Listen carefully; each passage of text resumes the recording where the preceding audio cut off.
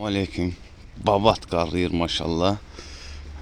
Görürsün maşın üstündə yox. Çoxdur. Burası bunlar əgin gecdi yanıb ona görədir. Həm də şeydir də, ola bilsin telefon ancaq irilərini çəkib göstərə bilir. Maşallah yaxşı qarıyır.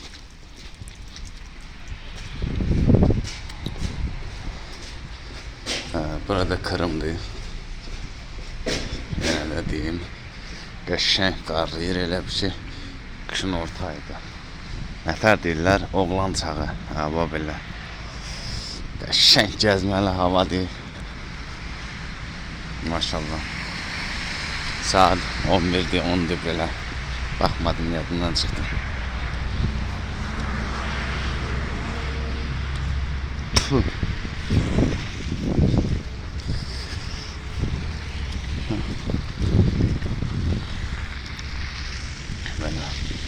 Oy, boynuma qar düşdü.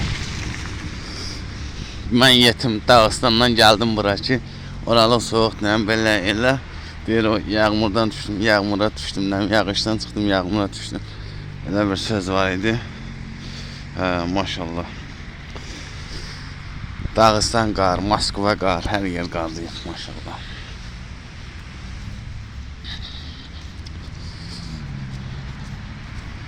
İndi daxil olduq bazara. Bazara niyə gedim? Aynen almağa.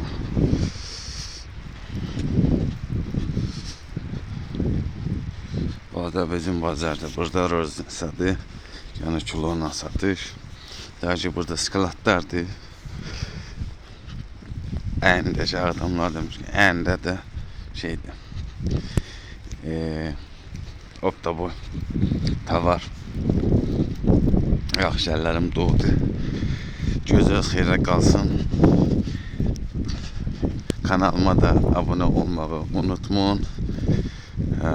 İnşallah elə güzel video paylaşacağım. Burası bakış sayı yüksek olsa, abonelik yüksek olsa, like yüksek olsa maraqlı yerlerden de seçin çəkiliş edeceğim. Beləliklə bir-iki себе все будет хорошо, иншаллах.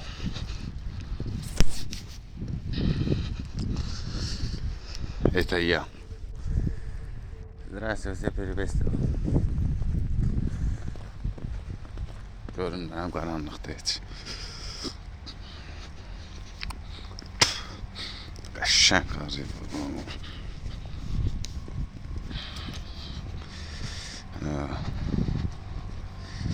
Hay maşallah. Belə.